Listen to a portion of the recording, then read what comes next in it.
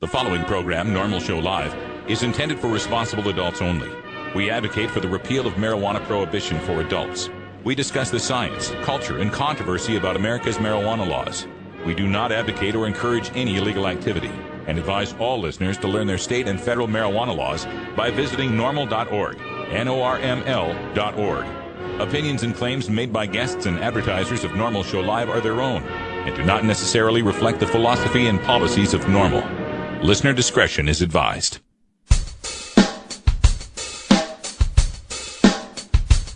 You take a seed, you plant it, you grow it, you dry it, you roll it, you smoke it. You take a seed, you plant it, you grow it, you dry it, you roll it, you smoke it, and it goes down smooth. Hey! Spanning the continent to bring you the truth about cannabis and marijuana law reform. I smoke pot and I like it a lot. From the promise of legalization. And I think we need to rethink and decriminalize our marijuana laws. To the agony of prohibition. One major responsibility is to encourage people to use less drugs. The National Organization for the Reform of Marijuana Laws presents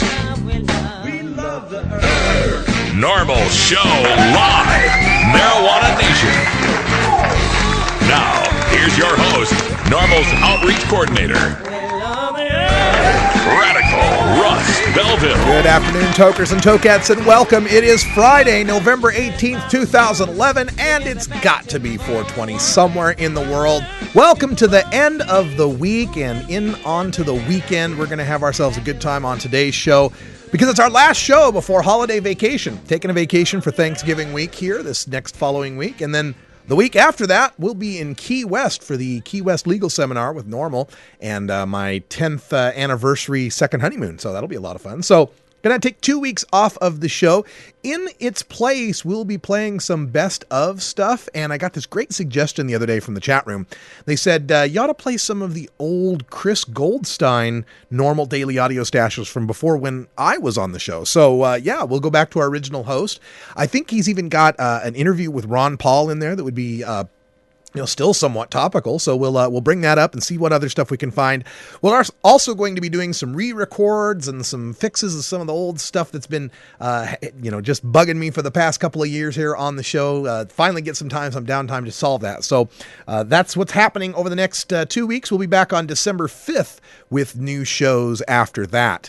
Now, coming up on today's show, we start off with your hemp headlines. We've got all sorts of interesting headlines on today's show. A new poll out from CBS News on marijuana legalization. But more importantly, in my mind, some of the information it tells us about the public perception of medical marijuana that we really need to watch out for. Copenhagen, Denmark is voting to legalize marijuana, even as Amsterdam and the Netherlands are starting to restrict it a little more. A lawyer in Nebraska tries to get an NE420 license plate. We'll tell you what happened in that case. And in Washington State, John McKay, the former prosecutor, the one that put away Mark Emery, he's actually supporting I-502, the Washington Legalization Initiative. And he spoke to some cops associations up there, police associations in Washington State who, shall we say, are skeptical about legalization of marijuana. And finally, a $3 pot bust in Lake County and the devastating effects this could have for one young man in California. So we'll get to all of that in our hemp headlines right after the first break. Also on today's show, Normal Rocks with Herb Thrasher's Herb Thrasher is here for our Rockin' Friday today. He's going to bring us some music from Green Sky Bluegrass. That'll be very interesting. He'll be calling in. Also, later tonight, there'll be a live edition of Normal Rocks with Herb Thrasher with all that great hard and heavy music that you love on your Friday nights. Then we've got Steve Bloom from CelebStoner.com joining us at 1:30 to tell us the latest in celebrity entertainment news. And at the end of the show, I'm going to take some time to discuss my dream and my vision of the Normal Network and the future here with Normal. So stick around for that. All coming up next on Normal Show Live. This is Normal Show Live, the voice of the Marijuana Nation. The law offices of Omar Figueroa would like to remind you to stand up for your rights. Please do not give up your precious liberties. There's nothing wrong with standing up for our constitutional rights, and in fact, it's the only way to honor the Constitution that gives us these precious rights. Treat law enforcement with respect and respect the Constitution by standing up for your rights. If you are detained or arrested, stand up for your rights by repeating, I respectfully invoke all of my legal and constitutional rights. I do not consent to any search or seizure. I want to remain silent, and I want to speak with my attorney, Omar Figueroa. Omar Figueroa has more than a decade of experience in federal and California courts and graduated from Yale University, Stanford Law School, and Trial Lawyers College. Please contact the law offices of Omar Figueroa at 415-489-0420 or 707-829-0215 or on the web at www.omarfigueroa.com. You are listening to PodSafe News. Weedmaps.com. I'm Radical Russ from Normal. In my job as outreach coordinator, I travel every month, and when I'm on the road, I need a fast, accurate way to find the medical marijuana dispensaries in the area. So I turn to Weedmaps.com. Weedmaps.com has the best dispensary locator online or on your mobile device. Search by zip code or let Weedmaps find you, and in seconds you'll have the addresses, phone numbers, and customer service reviews for the medical marijuana dispensaries in the local area. Weedmaps.com also has a section devoted to helping you find a doctor who understands and recommends medical marijuana under your state's law. You can even check prices on the Medical Marijuana Stock Exchange. Coming soon, you'll even be able to find the listings of normal attorneys and chapters, local head shops and grow shops, and the best weed-friendly businesses. Weedmaps.com has the information you need to be an informed cannabis consumer. Visit Weedmaps.com today, a proud sponsor of the Normal Network. Inhaling deeply of the sacred smoke.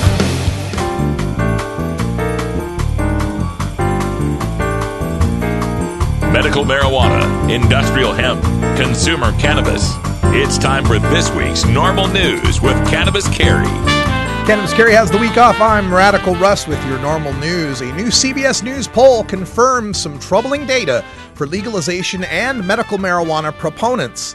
And yes, I meant proponents, not opponents. Listen closely to some of this data here. The latest poll to ask the American people their opinions on medical marijuana and marijuana legalization reveals some disturbing trends for opponents of marijuana prohibition. According to a recent CBS News poll conducted at the end of October, a slim majority of 51% continues to think that marijuana use should be illegal.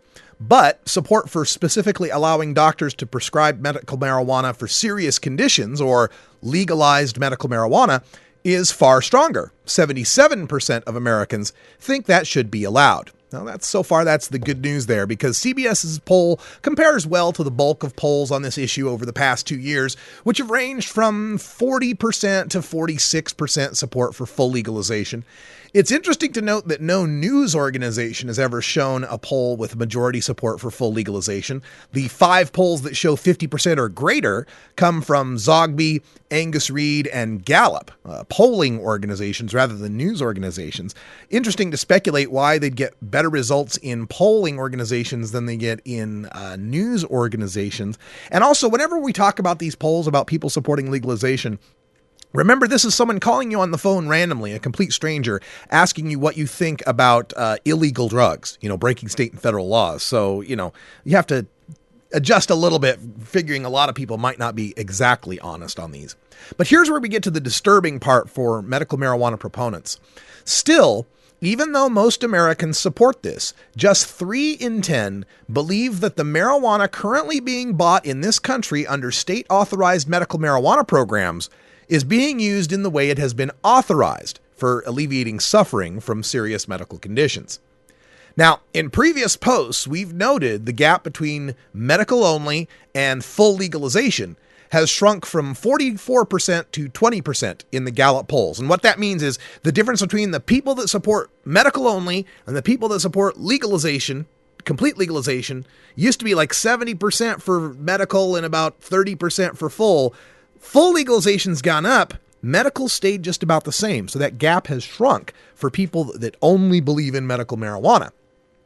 Now, this CBS poll shows that 77% nationwide, shows 77% support nationwide for, quote, do you think doctors should be allowed to prescribe small amounts of marijuana for patients suffering from serious illnesses, end quote. But also shows only 31% of the country believes, quote, marijuana that is being purchased in this country through state-authorized medical marijuana programs is being used to alleviate suffering from serious medical illnesses, end quote. majorities of Republicans and independents by 62% and 51% respectively, and a plurality of Democrats, 44%, believe, quote, most of it is being used for other reasons, end quote. Now, some of those people who think that medical marijuana may be used for other reasons may also be supporters of legalization. So they may recognize that people are getting through the cracks with medical marijuana, but they don't care. But what I'm saying here is, given this perception, this increasing now majority perception, 52% of the people surveyed thought that the medical marijuana being purchased in this country through state authorized medical marijuana programs is being used for other reasons, not to alleviate suffering. I think this is a bellwether here in explaining the declining support in medical marijuana voting. As we've seen, Arizona only get 50%, South Dakota drop by 12 points from 48 to 36%, Oregon unable to pass a dispensary measure, because now we're seeing a majority of the people perceive of medical marijuana as not just being for the sick and dying. Now, as usual, people between the ages of 18 and 29 support legalization at 52%, as do liberals at 66%. Greatest support geographically is again found in the West at 48%. But surprisingly, the Midwest beats the Northeast by 43 to 41 in support, and independents have greater support for legalization than Democrats by 48 to 45%.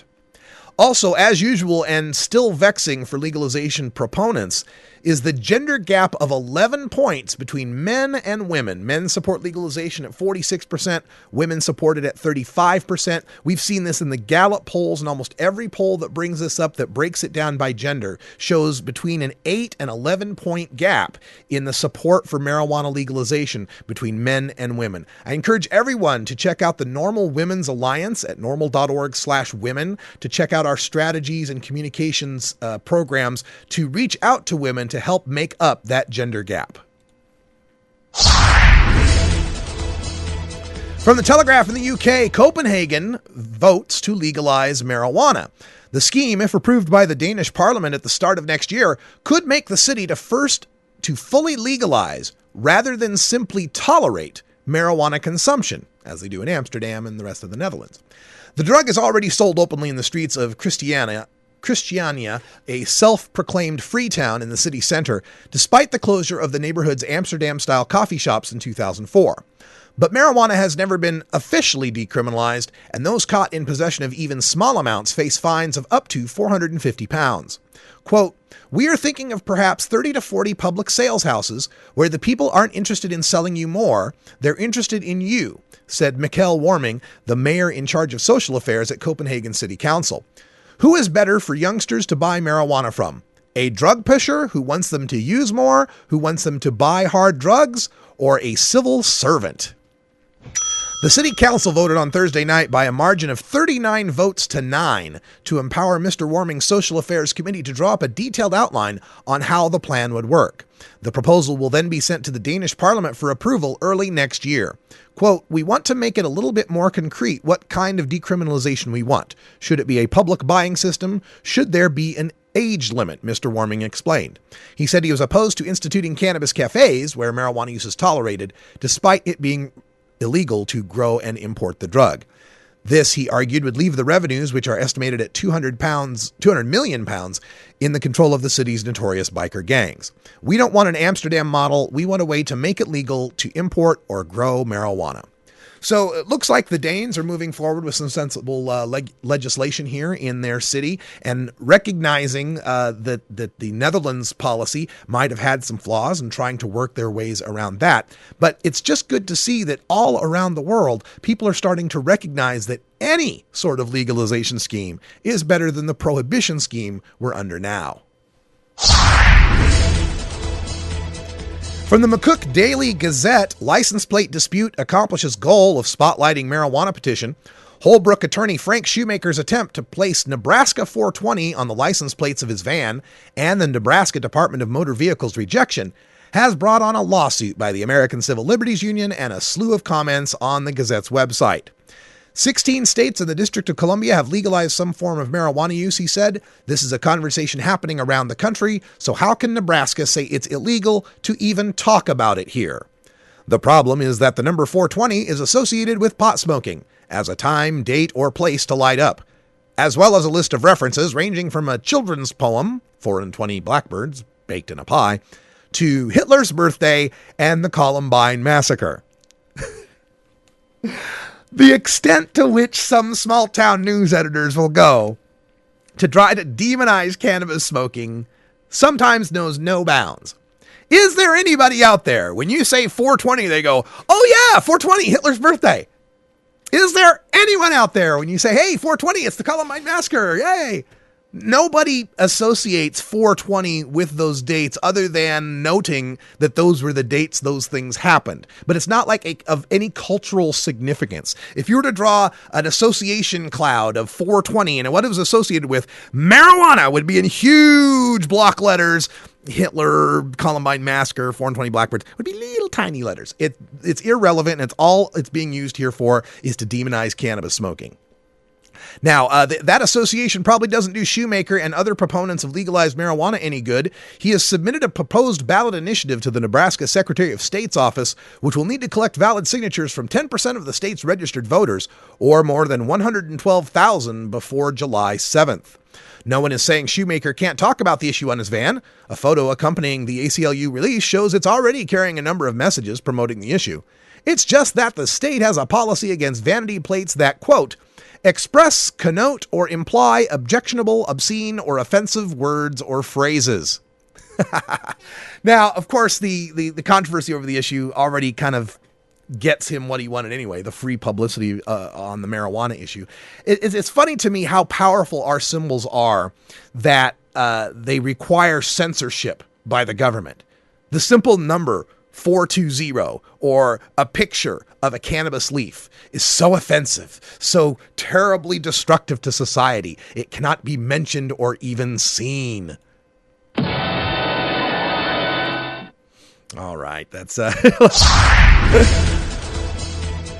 Now, as we look into Washington State, we have pot measure is a tough sell at COP conference coming from the Seattle Times. Former U.S. Attorney John McKay, the unlikely champion of marijuana legalization, joked that he was about to be fed to the lions. Then he walked on stage and tried to convince about 130 sheriffs and police chiefs that he was not crazy. For 90 Minutes Wednesday, the former federal prosecutor from Seattle blasted drug laws as failed, antiquated policies that were a limitless cash machine for murderous organized crime syndicates feeding America's seemingly bottomless appetite for marijuana. A few in the audience, a gathering of the Washington Association of Sheriffs and Police Chiefs at the Lake Chelan Resort, nodded. But mostly the picture was one of frowns beneath mustaches. I like the stereotype of the cop stash. Gotta love that. In the end, the cops voted as expected. They unanimously recommended rejection of Initiative 502, a measure headed to the legislature or to voters next November that would legalize, tax, and regulate small marijuana sales similarly to alcohol. It's an amazing post up here. What's really fun about it is John McKay debating Kevin Sabet, the noted prohibitionist. It's so sad for Sabet. He used to only have to debate potheads like me, and now he's having to debate a former U.S. attorney. I guess we're winning. And finally, sad story of a marijuana arrest mess from the Lake County Record B, Middletown, California. A former Lake County athletic star was hauled off to the Hooskow after an alleged $3 changed hands in a marijuana deal on Tuesday. Bo Leighton Schaefer, age 18, was a standout player on the varsity boys basketball team at Middletown High School, earning all-county most valuable player honors following the 2010-11 season. He graduated from Middletown last June. This week, he and 3 of his friends found themselves in the Lake County Jail, where they were booked on charges of selling marijuana, possession of marijuana for sales, conspiracy to commit a crime, and contributing to the delinquency of a minor. None of the 4 have any criminal record, and all have clean driving records, according to the Lake County District Attorney's Office. So, in case you're wondering, this 18-year-old fresh college graduate with the sparkling clean record and honors as a valuable basketball player, this 18-year-old for $3 worth of marijuana transaction in the state of California is facing a felony charge. That's right, a sale of any amount of marijuana, even $3 of marijuana, is a felony where you can get 2 to 4 years in prison. Now, any amount to a minor over 14 years old, he was hanging out with a 16 and a 17-year-old at the time, that increases the felony sentence, felony 3 to 5 years. Now, of course, they make these outrageous felony charges against these kids to get them to cop a plea to something minor, but that's going to ruin this kid's life for scholarships and student loans, and it's just sick. $3 worth of pot. High school kid. It's a damn shame. We got to end this prohibition and end this injustice. Back after this. It's 20 after the hour, and we have to take a short break, if you know what I mean. Please support these sponsors who support Normal Show Live. Oh, have you ever met that funny reefer man? A reefer man. Have you ever met that funny reefer man? A reefer man. If he said he swam to China, he would send you South Carolina. Then you know you're talking to that reefer man. Alternative Medical Choices offers healthcare the way it should be. Easy to access, patient-centered, team-based, and quality-focused. We offer a variety of natural, affordable healthcare treatment options like primary care, group acupuncture, massage, and assistance with OMNP registration. As a patient, you will have a team of experts working with you to make you the best you can be. Call Alternative Medical Choices at 503-288-5579 or check us out on the web at altmedchoices.com.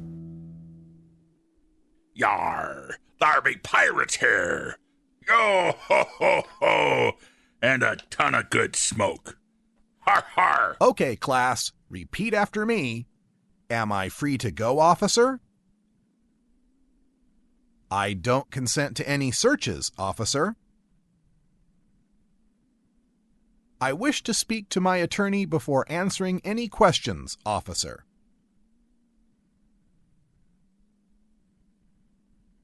These 3 phrases may help your attorney keep your ass out of a jail cell someday, so memorize them and use them.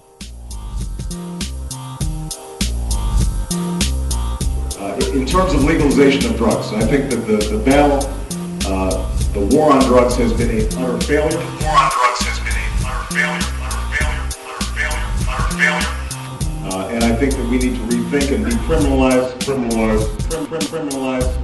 our marijuana laws. The war on drugs has been a utter failure. Criminalize our marijuana laws. The war on drugs has been a utter failure. Criminalize our marijuana laws. The war on drugs has been a utter failure. Criminalize our marijuana laws. Normal Show Live, where we don't change our position on decriminalization in an election year.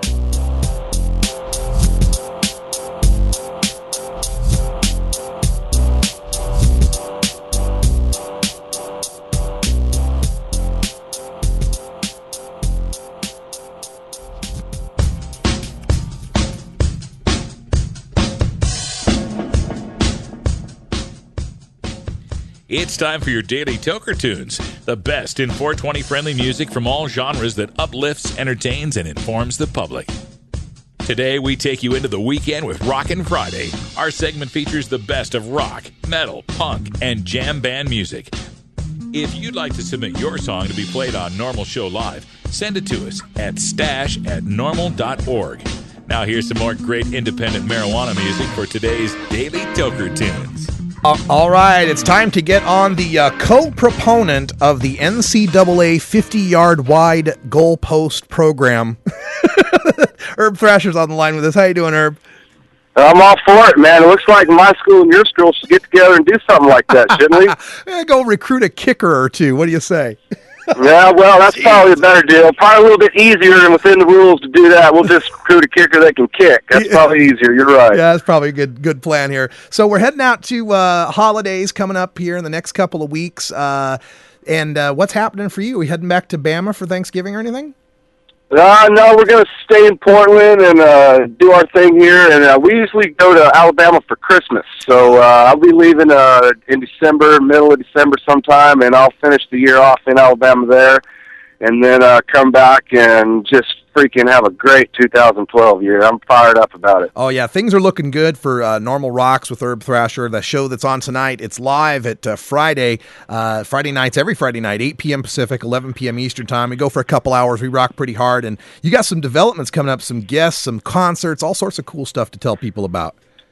Man, we really do. I'm really a little bit surprised and more just so thankful at all the responses we've been getting from a lot of the bands and record labels. And, with them, join us and allowing us to do what we do, it's just going to make the show that we're trying to do and have planned a whole lot better. And I do have, we've been talking to some people, and we're going to have some interviews like tonight. I'll get to it here in a minute, but the Rockin' Friday band that we have right now tonight, Paul from Green Sky Bluegrass, he's going to call in, and we're going to talk to him a little bit, and we've got a couple interviews lined up for later on and a show already in January, so we're definitely making plans, and we're definitely going to have this show a force, and it's going to be diverse and hopefully something that everyone's going to be able to like. Folks know from our Weed Maps ad, The Sword, that's one of the bands we're looking forward to. Great rockers there, but did I read the email right that we're going to get to see Caius? Caius, that's right. Caius lives. Caius, who is just old school, man. I mean, these guys are pretty much the kings of stoner rock. I mean, they really took it to a new level when it was in the 90s and early 2000s.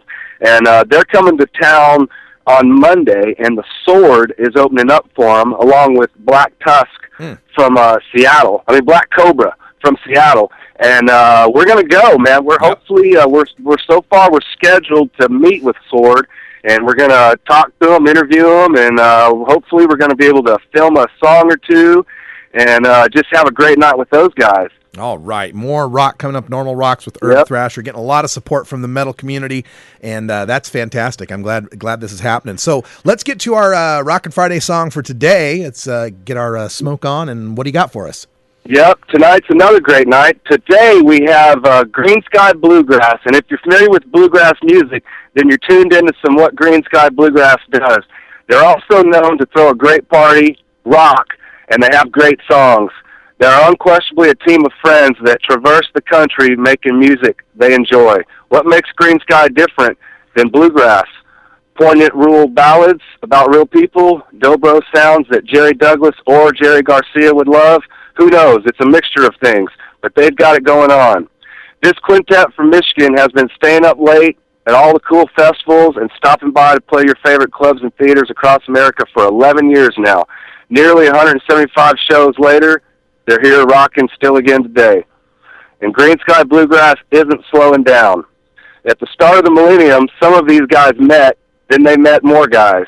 They thought Green Sky was a clever name for a bluegrass band. And so I just read this, Green Sky, us at Normal, we're always going to say, yeah, green, green, hell yeah. Well, if you think about it, dude, it's kind of clever, but blue grass, and so they're saying Green Sky. And so that's kind of where they got their little name from, and it's just a cool little catchy thing, and they just have fun with it. And so now, fast forward to 2011, they've recorded their fourth studio album called Handguns. And among them, the words like proud, killer, and damn right have been spoken in regards to the music. And the song that we have picked out today is Don't Lie.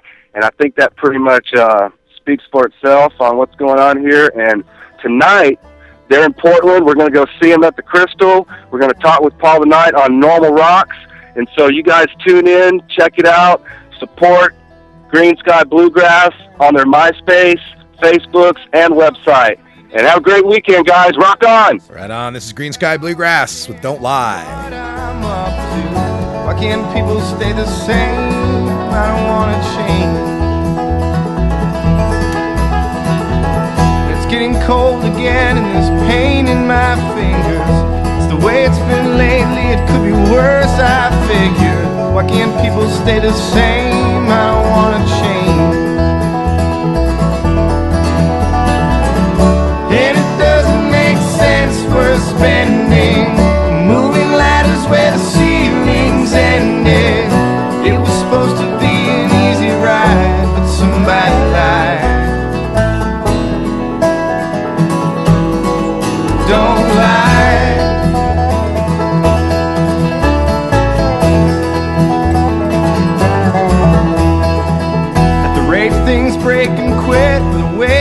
take to fix. It's hard to ride the wave and balance these days. Why aren't more roads paved? I can't travel on this way.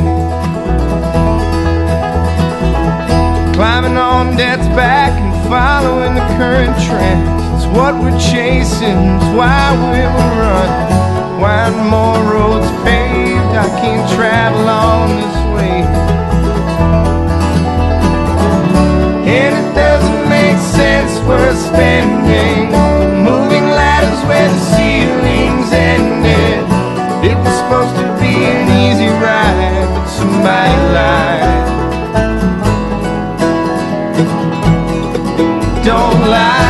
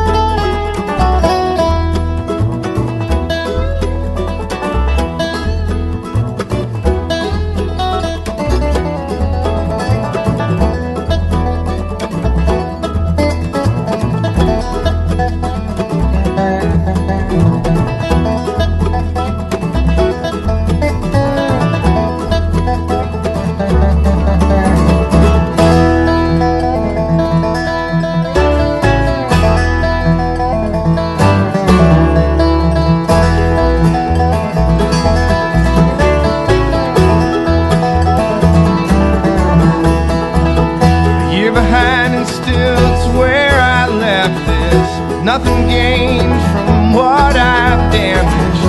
I couldn't put it down, it held me up. I haven't left the house in 3 days, and it's getting harder to explain how I've been, what I'm up to. I couldn't put it down, it held me up. Still it doesn't make sense worth spending. Moving ladders where the ceilings ended. It was supposed to be an easy ride, a simple year. Somebody lied, just like I feel. Don't lie.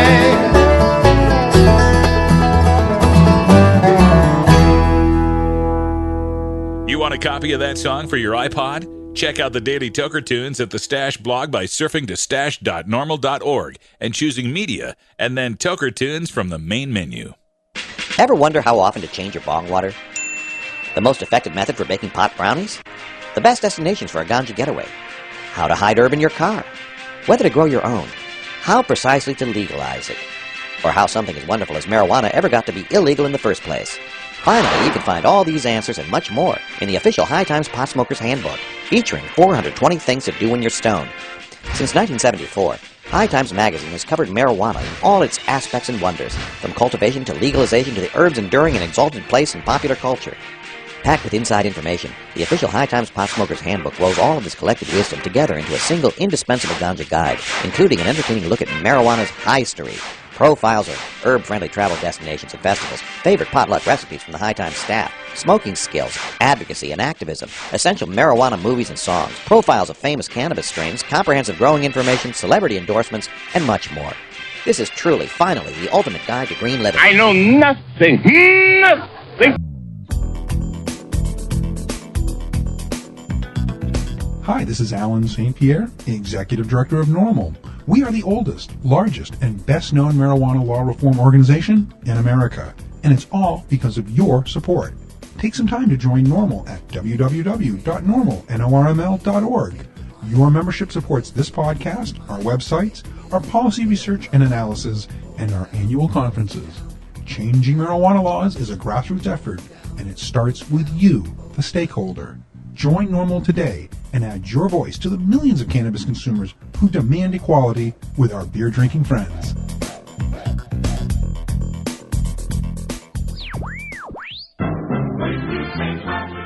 Marijuana and alcohol are the two most popular recreational drugs in America. Marijuana smoking is non-toxic, relatively safe, and has a low risk of dependence. Alcohol drinking is potentially fatal, dangerous to society, and is quite addictive.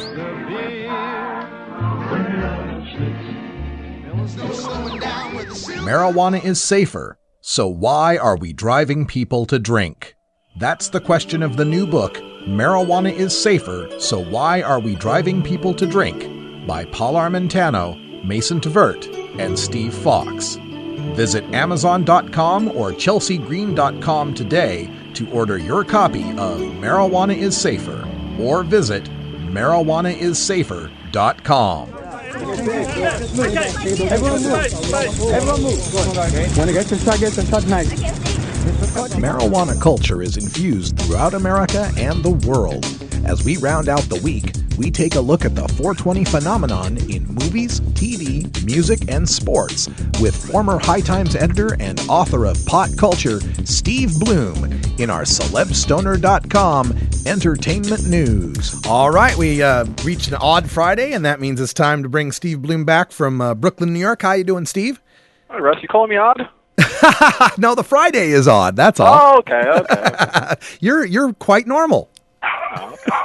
Hold on, I got a nosy dog. Oh, I know how that goes. Roscoe, the Jack Russell terrorist. I have to lock him upstairs when I'm doing the show. I totally understand. Karen. And actually, it's Craig Council's dog. Craig from Coffee's dog. Sorry, Craig Coffee's dog from High Times. They're over at the Cannabis Cup, and I'm taking care of his animal. Oh, well, they're all headed out to Amsterdam. Him and his wife. Yeah.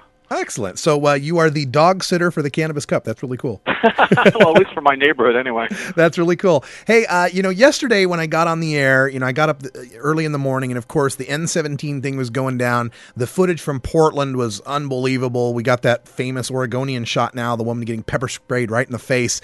I know you've been covering a lot of what's going on the New York side over there with Occupy Wall Street. I saw your post up about the library. Give us some flavor of what's going on there up in Zuccotti Park and all of the Occupy stuff. Well, what a week. I mean, I'm sure it's been, what a week. Hold on. Hey! Stop it. Sorry. Sorry about that. It's just, of course, shit went down on Monday night when the police, just pulled their surprise raid on Zuccotti Park. Zuccotti Park is the epicenter of the Occupy Wall Street movement. I mean, it's spread all over the country, but it started here, and this is where it really commands the most media attention. Yeah. And so I look at Zuccotti Park as New York's free speech zone at this point. It's kind of a mecca for free speech, and it's for everybody in New York and anybody who's coming into New York and people from around the world. It's a tourist destination at this point. Well, it was, and I don't know if it will remain because of what they did to the park. They went in there, they shut the media out. They went in, they just threw everything out. There was tents and bags and slim bags and all the belongings. There was the 5,000 book library that they threw away, which has just completely incensed and infuriated me, and of course a lot of other people. I contributed a book to that library, my Pot Culture book, and signed it to them, so I kind of take it personally that they kind of took my book with all the other books and essentially burned it. Yeah. Everybody's making comparisons to Fahrenheit 451. How do you suppress dissent? Burn books. Yeah. Well, this is pretty close to what they did. So So going back to Monday, when I heard the news early in the morning, I went to the park. It was closed. It was, cops had taken over the park. Everybody was on the outside waiting to get in. Well, hours and hours and hours went by until I finally opened the park at 5:30 that day. And, the media just wants to portray the protesters as violent, unscrubbed, dirty hippie kind of stuff, and that's not what I see. I mean, I see a real mixture of people down there from all generations and all races, and there was no violence. There was no attempts to storm the barricades. There was no throwing stuff at the police. There was some verbal abuse to the cops, but nothing. We and everybody else waited for hours to finally get in. And when we got in, it was sort of jubilant. Now, they set up some new rules. The rules are no tents, no sleeping bags, no large items, no instruments, no drums, no everything. You can have food in there, fortunately, so they can have a kitchen and serve people. But in the couple of days since then, I haven't been back. I'm going to go after I finish this interview and go back into Zuccotti Park. I live in Brooklyn, and go visit and see what's happening, because I'm not sure where people are staying now, because I don't know if they're throwing them out if they try and sleep in the park. It's getting cold, too. You don't have tents. You don't have tarps. So how can you really, that's sort of the city's plan, to shut down the park by not making it impossible for people to stay there, just by not allowing them to have things that they can protect themselves with. And so I'm not really sure what the status is. I mean, but I'll tell you, yesterday as a response, it was planned already, and a lot of people think that the eviction was set up to try and deflate the day of action yesterday. Well, it was the opposite. It was probably twice, 3-4 times larger than it ever would have been. And, I haven't been a big marcher so far. I've more been interested in Zuccotti Park and, making sure that remains the way it is and it should stay, and protect that, that place, that free speech zone. So that's been my main focus, is going to Zuccotti and just, hanging out with people and just taking in, the whole scenery of what's going on there. But it kind of like, once they threw everybody out of the park, and I kind of like joined in, essentially. I've been sort of an observer as a media, but now I feel like I'm part of it. And when we entered the park, I entered the park not just as an observer, but as a participant, And that night, amazingly, at 6 o'clock, right 5:30, we're in the park. At 6 o'clock, all this food came in. I mean, where it came from, nobody knows. I mean, they know. But, I mean, trays and trays and trays of catered food. Pasta, salad, pizza. There was so much food. That's probably why a lot of the homeless people gravitate to the park, because there's so much food. Sure. Well, there was probably more than ever. They had so much food just to sort of to celebrate getting back in the park. Plus, people were probably really hungry, standing out there for hours all day long waiting. So it was really a great celebration, a huge General Assembly. And then they were literally walking around with trays of food on plates and handing them out to people. It was like waiter service at Occupy Wall Street. It was hysterical. They had so much food. It was great. So that was sort of a good response to all of that. I left at 10 o'clock that night because there was sort of like like a curfew that they were kind of throwing around. It was at 10 o'clock, but it really wasn't, and they didn't throw people out. They basically said you can stay in the park 24 hours. You can't sleep, So what are you going to do? You're going to be in the park, at 5 in the morning, not sleeping? Yeah. So I don't know what exactly is transpiring now. I'll have to let you know, next week or the following week. But so then yesterday was the huge protest, and so it started early in the morning with, going after Wall Street, and there were some incidents there, with the police and some arrests and a couple of people bloodied and some problems. But what I see is a very peaceful movement here in New York. It's very, very peaceful. I've not seen any, signs of violence any time I've been around. And so yesterday's march was like, okay, I'm going to go march. Finally, I'm going to dive in. I'm going to march. And so I picked up the march as it was coming down from Union Square. And it was a long march heading down to Foley Square. It was huge. Now, the papers today were saying, oh, it was small. It's over. Bullshit. It was huge, and it got bigger and bigger as the march went on, as people kept joining. So we got down to Foley Square, which is like in shouting distance of City Hall. Huge crowds there. I mean, tons of cops, police horses, everything, but not one confrontation. They had a sound system there. played some, little rap and speeches, and then they say, hey, we're going to the Brooklyn Bridge. And then slowly but surely filed, down farther downtown and made it across the Brooklyn Bridge. It was sort of a jubilant thing. But the beauty of it was, going down there, singing along with people, the chants, all the unity, the unions, the students, the Latinos, all the different people, spectrum of New York. The melting pot of New York was all there. And they want to say it's just one group of people, sort of squatter hippies that are running this whole thing. Not true. I agree. That's not what I see. And so, the media, the way they're portraying it in New York, the Daily News and New York Post, maybe the Times is a little bit better. It's been, a lot of tabloid, attacking of the protesters and, time to go away, get a job, the classic bullshit get a job line. Right. And, so before that yesterday, long day yesterday. So the library was confiscated. The question is, what happened to the library? 5,000 books. I donated my book, and so I took it personally, and I decided to go to the sanitation depot where they had taken all the belongings, all the tents, everything that was basically trashed. You might have seen the photo on my site already. It's a wreck. But nobody got a chance to get their stuff out of the park before this happened?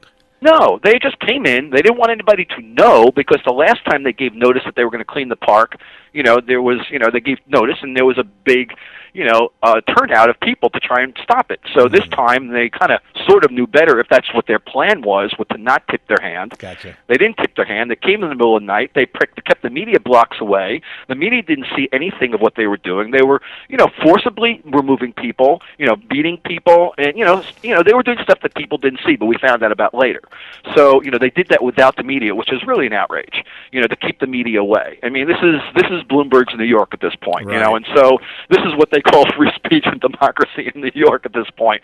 So anyway, they took all the books. It was a great library, amazing. Well, how can you run a library if you can't be in the park full time? The books will disappear or whatever.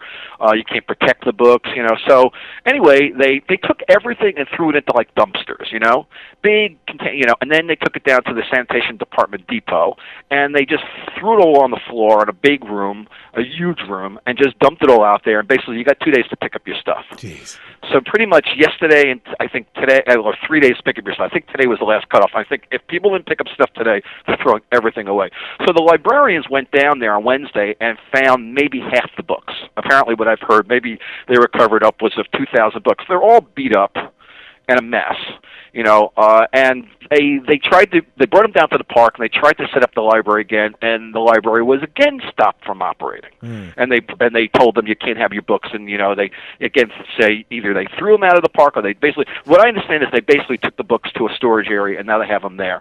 And so when I went there to the depot, I found about 6 cases of books that were still there, and lo and behold, I couldn't find my Pod Culture, but I found a High Times magazine, which was pretty funny, and it was a tattered copy, really beaten up, and so there it was sitting next to a Bible. That was tattered. I had to take that photo. I went over and gave it to the guys over the folks over at High Times. I said, "Here's a memento from from the eviction," and basically, they're trying to rebuild it, but we don't really know.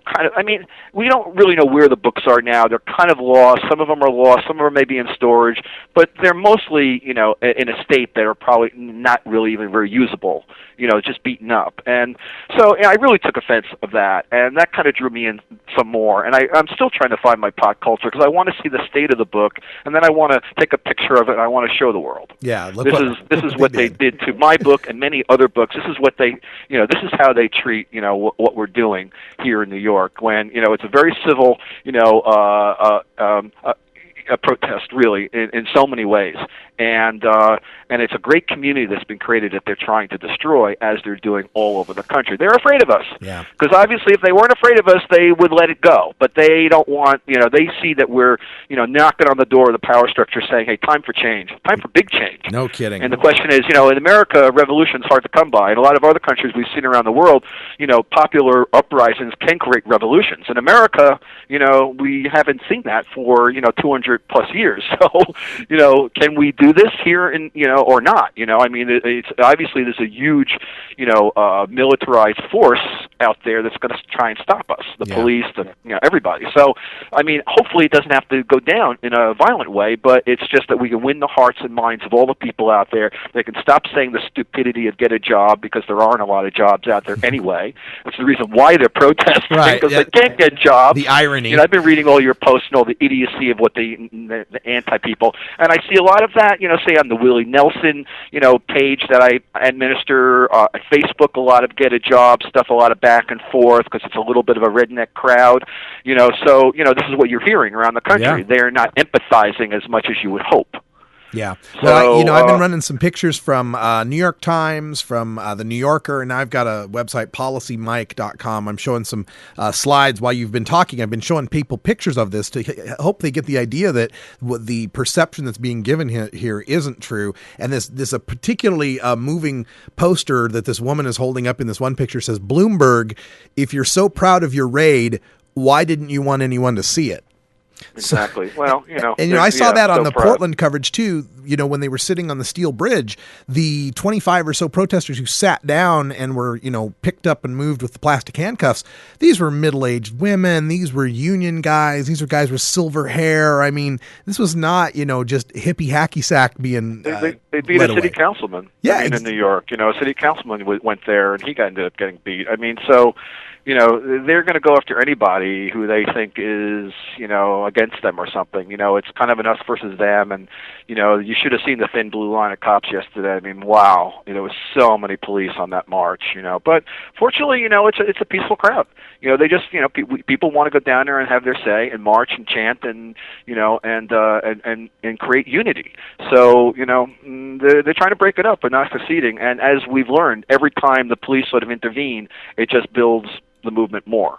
So, if they would sort of back off a little bit, maybe things would subside. In New York, if they would have backed off on the park, I mean, okay, some people were set on spending the winter there, but let's face it, it's going to get really cold. Yeah. I mean, how many people could really live in that park when it starts snowing and stuff like that?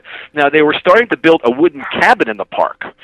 Maybe that, caused a bit of a problem. But what happened was the first month there were no tents. Then suddenly in the second month, tents came in, and they didn't stop people. Maybe the police and the city decide, okay, let them have their tents. We'll use that as an excuse to get them out. Yeah. So no tents allowed. So once it went for about a month, you thought, maybe they don't mind. And then I read the story about the cabin they were building. They were foraging around downtown for wood and stuff like that, and finding pallets and doors and this and that. And they were building a structure that was going to kind of be a protective structure. I never saw it being built. Maybe they never got it going. But I read about it. I thought, wow, this is great. I thought, the day before the raid, I thought, hey, look what's going on around the country, where they're shutting down, camps all over the place. Yet in New York, it's kind of like ongoing. And I thought, hey, maybe we're doing something right here, where the police are sort of backing off, but actually they were just playing possum. Yeah, they were just waiting for their moment, to go in there and and forcefully shut it down. And the police and Mayor Bloomberg will never be trusted again, ever in this city when it comes to protests. And I mean, if they tell you one thing, expect the exact opposite. They're liars. And and they'll do anything to protect what they have here in New York, and all the complaints about stuff, businesses not doing business downtown. I don't understand it. I mean, there's more people down there than ever. Yeah. Maybe the protesters aren't buying too much stuff because they have food and they don't have that much money in their pocket. But what if all the tourists that go downtown and stop into a place to get a cup of coffee? Sure. Or get a sandwich or whatever. I mean, there's plenty of businesses. If anything, the businesses are having a problem because of all the barricades the police set up, and people can't get to certain blocks. So blame the police for the barricades. Don't blame the protesters. This is the way they're managing this protest, and and they use that as another excuse to shut it down. The businesses are complaining. The neighborhood was really not complaining. The neighborhood just didn't like the drumming nonstop, and they didn't like the possibility of people pooping and peeing around the neighborhood. Again, because they don't give them any place to go. There's no Porto Sands, although there were in the last few weeks, and then I think they've pulled those. So everybody has to go into the shops and stuff and drive everybody crazy, having to use, the urinals and stuff like that and the toilets. So, what are you going to do when you're trying to, occupy? So it's sort of like the city's plan again. Okay, don't give them, anything that could give them any false sense of security that can stay longer. But, and there's something about that. that issue, the sanitation issue, and what we were talking about earlier here of, all these camps, because of the food, they're attracting the homeless people and the drug addicts are showing up and so on. It's like, hey, look, we have homelessness and drug addiction. That's another part of this whole 1% thing. You're not paying attention to those kind of problems that are out there as well. Exactly. That's part of the unity that other people are, okay, there's been some problems down at Zuccotti Park with some, occasional sort of, crazy type person, who causes a bit of a problem. They have their internal security, and every once in a while the police got to go and deal with a certain problem. But there have been no shootings, there's been no overdoses, and there have been at some other places, whether it was associated, like the Oakland didn't have anything to do with it, but it was nearby. There have been some overdose deaths at some of the camps, Vancouver, and but there's been just no on-site violence other than a stray occasional sort of issue that that you're going to have when you have a lot of people in one place. Yeah. So they just blow everything out of proportion, to make it seem like it's just a despicable kind of scenario of what's going on down there. When you go down, you go, wow, what are they talking about? Yeah. It's a really nice scene. It's there's a sort of a kookiness about it, with certain people walking around with their individual, sides and stuff, and they'll just talk about their thing and people soapboxing. But but that's free speech. Let people have their say. And obviously the community is very democratic in terms of communicating with each other. There's really not a top down. Maybe there's a little bit of an invisible top down, but you don't really see it. So basically, people feel that they're making their own decisions. Yeah. And that's amazing, really. Obviously it makes it a little hard to do things because you want everybody involved and you want everybody to hear it, so you have to repeat it over and over again, but it's very democratic. Yeah. You just have to have a lot of patience and sit through the GAs, because they go on a lot longer than they probably would if you didn't have to repeat it 20 times. Right, if we could put a PA up. If they let you have a megaphone or something, then you wouldn't have that problem. Right. But no, you can't even have sound. Right, it's ridiculous. So it's all these things that so they find an alternative, using the people's mic, and that seems to work. Now that's kind of like mic check is sort of like the universal term, for people to sort of focus attention. Yeah. At the Rainbow Gathering, everybody goes focus, focus, focus when they want to get people to focus attention in a large group. Focus. So mic check is kind of the same thing. Right and the Rainbow Principles run through this through Occupation Wall Street anyway. Of consensus, of sharing food, of sharing everything. Yeah. Basically, of living together as a community. What has happened to the Rainbow family when they go into national forests all over the country? They get the same treatment. Yeah, They've been thrown out of forests. They've been arrested in the same way. You can't be here. Yeah. It's the same issue. Whose land? Whose property? Whose park? Yeah, where can you just who's be? National Forest? Yeah. And they throw you out when hey, we're the taxpayers. Who owns what? Yeah. And so so there is a lot of comparisons to the Rainbow, which is fair.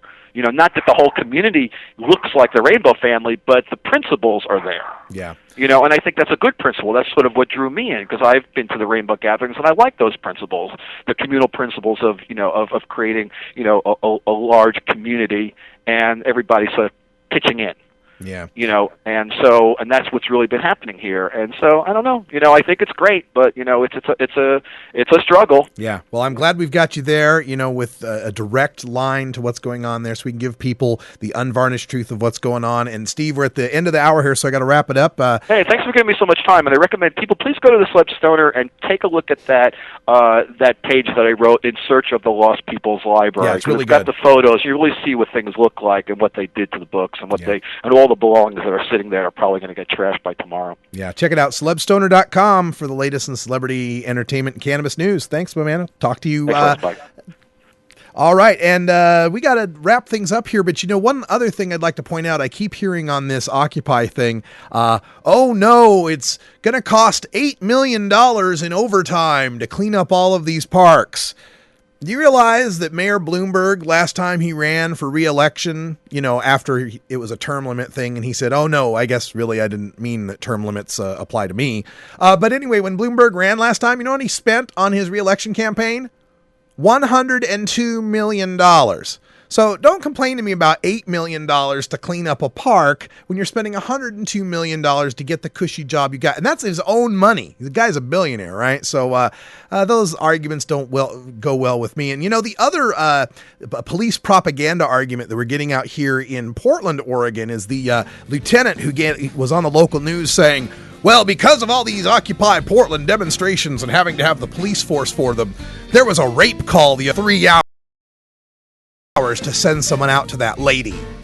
As if, they didn't have a whole bunch of other officers that were working drug cases at the time, perhaps, that they could have sent over on the rape case. Sorry, for those who've been fighting against the drug war, the actions of the police during this whole Occupy thing is nothing surprising. Long times to get to a 911 call? Tell that to my friends in the hood. They'll laugh you right out of the room.